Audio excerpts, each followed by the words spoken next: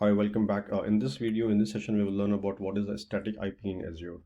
So let me go back to the portal and I will brief about what exactly I mean by static IP. So this static IP, first of all, this is linked with the virtual machine. So now first we can go to the virtual machine. So you can go to home and you can go to virtual machine.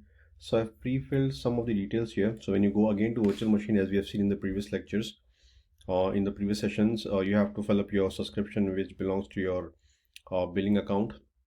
You can create a new resource group if you want, or you can assign to an existing resource group, which is a container which holds all the resources which is created along with the VM. And you give your VM machine, your region, your zone, and select the image. And here in this case, I've just selected Azure Spot instance, which I've explained what is a Spot instance and what is the use of it and how we can save on the billing if we just give up upon the availability of the VM. So in 24 hours, Azure can go in, like they can go and take your compute power and give it to some other resources, to some other client, or to some other resource, and to maybe to some other tenants and all those things.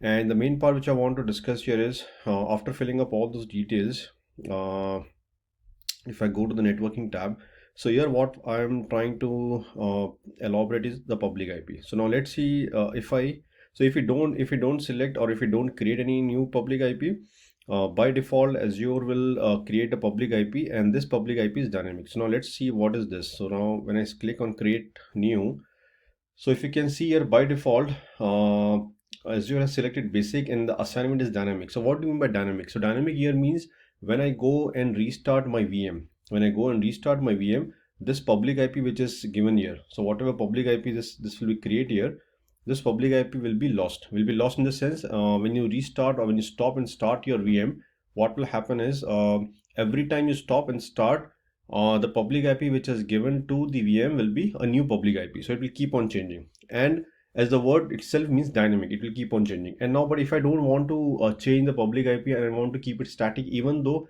I start and stop the VM, I don't want to lose my IP. So in that case, the IP is known as the static IP. Now, what is the use case of static IP? Why should I go for the static IP and why I should not go for a dynamic IP? So now let me go back to my PPT and see.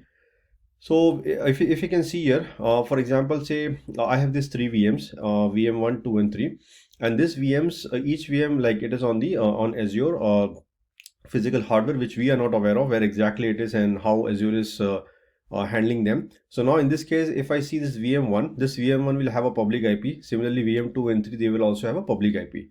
Now we are trying to understand what is the use case, why I should go and select a static IP and I should not select a dynamic IP.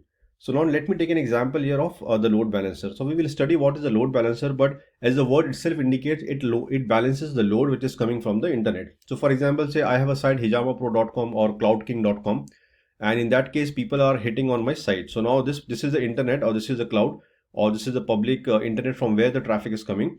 So now this load balancer will take the traffic and it will try to distribute across all the VMs. So now, what is the role of static IP here? So what happens is this load balancer will capture or will have the details of this VM. So this detail is basically a public IP of this VM.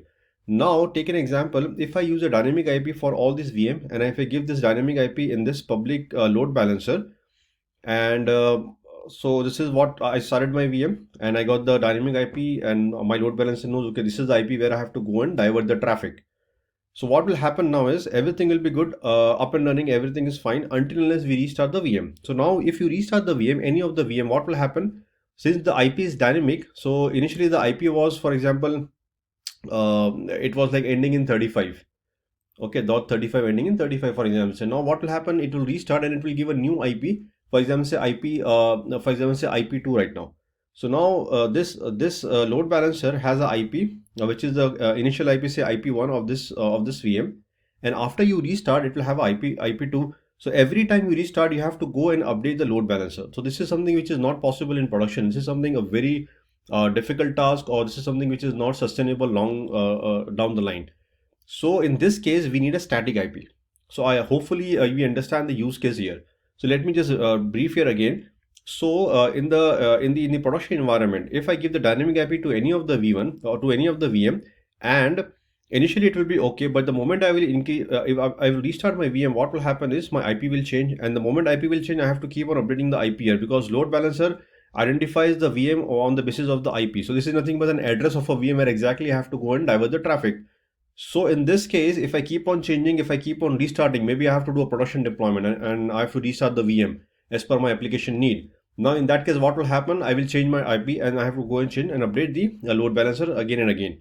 So in this case, we go and give the static IP. So no matter what, how many times you go and restart my VM, any of the VM, I don't have to change the static IP. My static IP will not change. And similarly, if the IP doesn't change, I don't have to go and update the load balancer. This is one of the very simple example of what is a or use case of the static IP, where exactly I will use the static IP in the real world. So let me go back to the portal. So if you see here, by default, Azure is selecting the dynamic IP. So I can just say static IP here and I can say OK. So now the IP which will be created for this virtual machine which I am creating here will be a static IP, and it will never change here. So now let me go back and see if I can create this.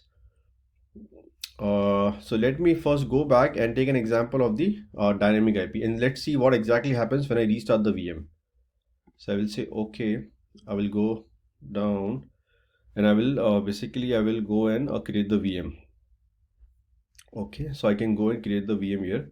So if you see here, my public IP, the name given here is this is the public IP. Okay, and then when you create the VM, it will give you a actual public IP, which we can see in the overview of the virtual machine. So let me deploy this. Let me create this virtual machine, and I will come back and let's see what is the effect of restarting the virtual machine when you what is the impact on the dynamic IP when I restart my virtual machine. So it should keep on changing, which we don't want in a real life case. So there can be a different use case, but in a case of static IP, this is what is the use cases. This is what I explained in the previous slide. So let me come back again when this is deployment is done and see and we will restart the VM and see what exactly happens. So my deployment is complete. So let me go back to my machine. So if you see here, this is my dynamic IP. So ending in 85. So now what I mean by dynamic IP is, so let me restart this machine. So let me just capture this dynamic IP and let's see what exactly this dynamic IP is. What will happen to this dynamic IP? Okay, so let me go in this and let me go and restart this. So let me restart and again come back. Okay. Yeah, so if you see here, the public IP address has been changed here. So this is my public IP address, and initially the public IP address was something different. So this is a clear difference here. So this is happening because I've selected as a the public IP as a dynamic IP. So now let me go back to my portal and let me click on this. Now if you see here, the assignment is dynamic. So if this is dynamic and if I keep on restarting, stop and start, it will keep on changing my public IP address. And the reason I've told you, if you keep on changing your public IP address and the use case which I explained initially, that will not benefit us. So now let me make it as a static and see what happens here. So if I go and save here, so this will become static now. So this is a static IP now. So now this IP, even if I go and restart, this will not go and change. So now let me go back to my virtual machine and see. So this is my static IP. So if I go and restart, hopefully this should not go and change the public IP address. So this is restarting my machine, and after making as a public IP as a static IP address, they should not go and change it. So now what will happen this virtual machine, and if you see here, let me refresh this. Okay, so if I refresh this, then what happens? See, exactly the IP address is same. It doesn't change now. So now if this VM machine is part of that load balancer, this IP will never change, even if I go and restart, stop and stop the server. And this helps me out in the production environment or any other environment where you don't want to keep on updating your load balancer configuration with the different public IP of your VM, which is part of that load balancer. So hopefully this was this added some value and gave some insight. What is the static IP address? What is the use case, and where exactly I will use it, and what is the difference between a dynamic and the static public IP addresses. So thanks for watching. Thanks a lot.